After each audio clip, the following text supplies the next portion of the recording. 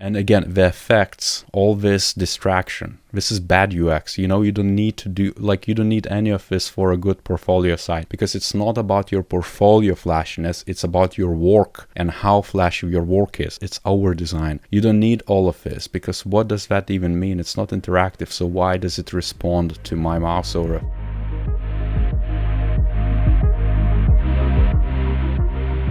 Hey, what is up? Welcome back, Design Squad, and I have another portfolio to review today, and this one is from Bogdan from Finland. He's a product and UI UX designer, but basically he's been learning and doing a lot of projects for a couple of years now and is looking for a new opportunity. And he's quite junior, because 2 years is not that much in UX space. One thing which I found very interesting from Bogdan is that he has been hammering it and learning, and it's kind of like a self-learning for like 8 hours a day every day, and basically just doubling it down, which I respect a lot. That's how I started back in the day as well. But there is a caveat to that, because Bogdan also wants to work for startups, design digital agencies basically, which is quite limiting. He specifically said that he didn't want to work on big companies or kind of like companies with software as a service products, which to me is like, why? This is exactly where the meat of a design is. That's the most important work. It's not about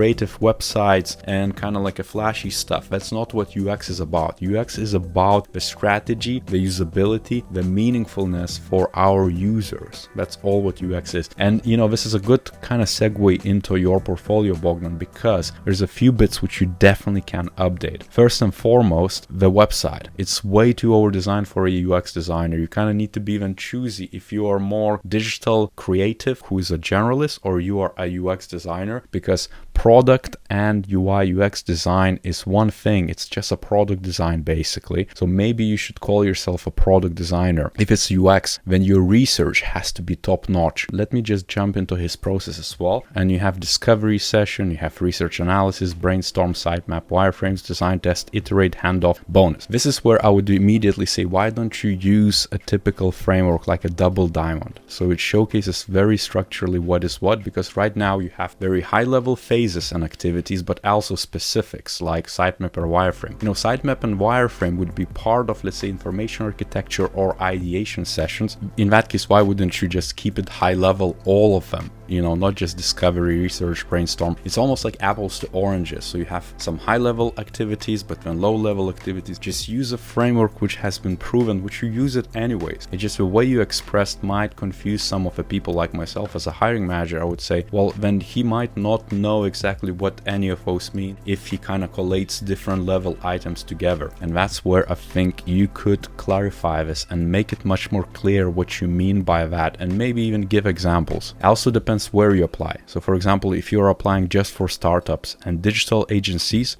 are going to care about the gloss mostly and versatility of your skills, so that you're a jack of all trades. Meanwhile, startups going to care about your product design skills and specifics of those outcomes. So as you can see, you have a few projects in the last couple of years: info Helsinki, info screen, and again, the effects, all this distraction. This is bad UX. You don't need to you don't need any of this for a good portfolio site, because it's not about your portfolio flashiness. It's about your work and how flashy your work is. What I already gave Bogdan feedback is that it's our design. You don't need all of this, because what does that even mean? It's not interactive. So why does it respond to my mouse over effects, let's say? It's just distracting from the actual work you have on a site. So simplifying it and making it about your work instead of about the bones of it, it would help you a lot. And I understand where this is coming from as well, because there is a lot of portfolio providers right now. Let's say Semplist would be the best one. It's a great portfolio site for creatives, for visual designers and digital designers, but not so much UX, really about substance or research, which UX is about. And so you have interface UI UX example, you have app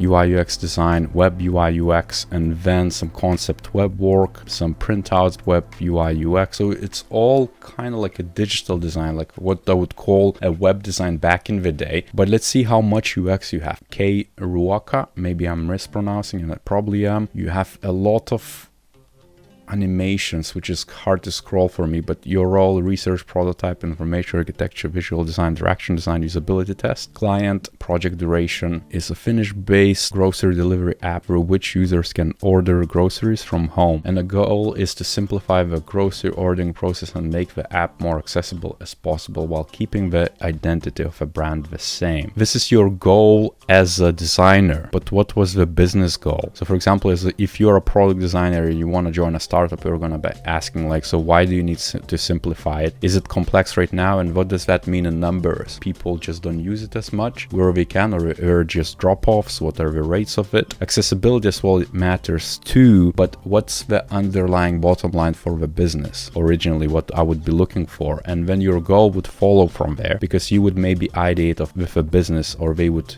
tell you almost like what could be done. And then you would run discovery to find out if that's actually the case. And then you jump immediately into the design, which is the result of it. So you have a lot of different applications which look great from UI design perspective, design guidelines, pattern library, and then you are basically breaking it down into what exactly you did. You kind of showcase the sitemap, and again showcasing the different versions, I guess.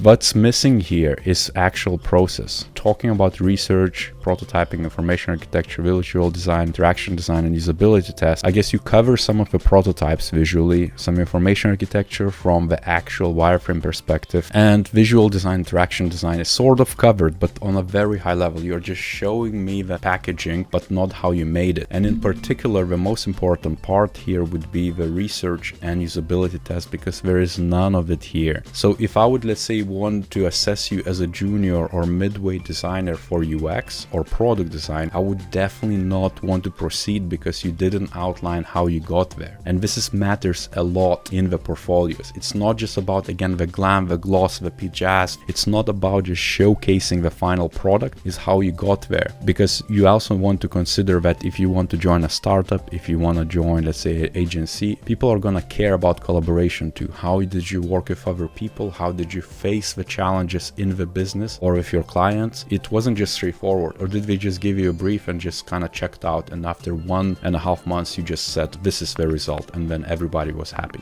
It's just not how the real world works, and that's why it would be kind of like a red flag for potential employer, because you don't show how you made it. And just to do justice, I'm gonna jump to another case really quickly just to understand, maybe you have some deeper research in one of them. It's just my Helsinki info screen. So role is very similar to before, but you have an addition of business design strategy and design system, the client, 2 months, the about of what they do actually. So it's an info screen for people on the streets who can interact with it, to make an info screen which is going to be 100% accessible. Why does the actual client want to do that? Even if you highlight that it should give some information for people, like why, what's the bottom line, what was the issue from a business perspective that they wanted to do this to begin with. And if you don't know, then you should have discovered it. You should have went back with a business and said, okay, why are you actually doing this? And even if you highlight, let's say that this is to increase awareness about certain places, again, why? Is the awareness right now not good enough? And to what extent do you have specifics? That's what you would need to dig deeper. Have an outline for audience, the research, but as you can see, this is very little. So you kicked off the project with a little bit of research on overall existence of this kind of screen. So you went immediately and said, this is the right thing to do. As a UX designer, you would step back and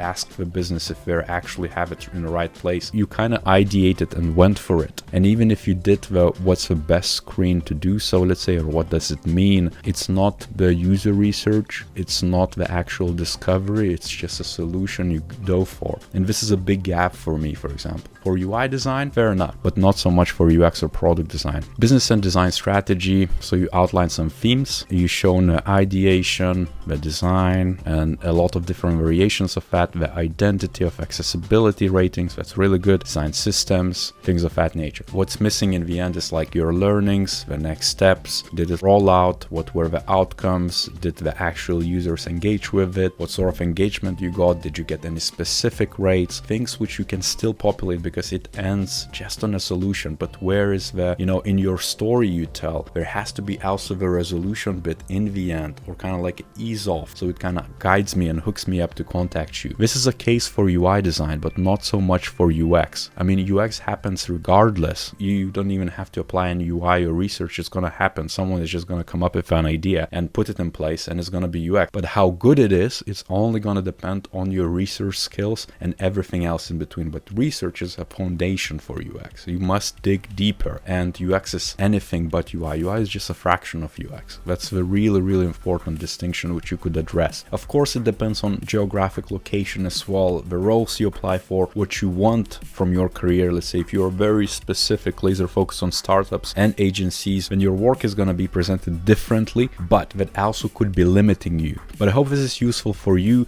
and everyone else who is watching. If you like this video, give a like, subscribe to this channel if you haven't done so, because that supports it. And also make sure to check out other videos which I'm leaving always floating somewhere here. If you like one of them, click on it, watch it, support the channel. And on that note, I'll see you next time.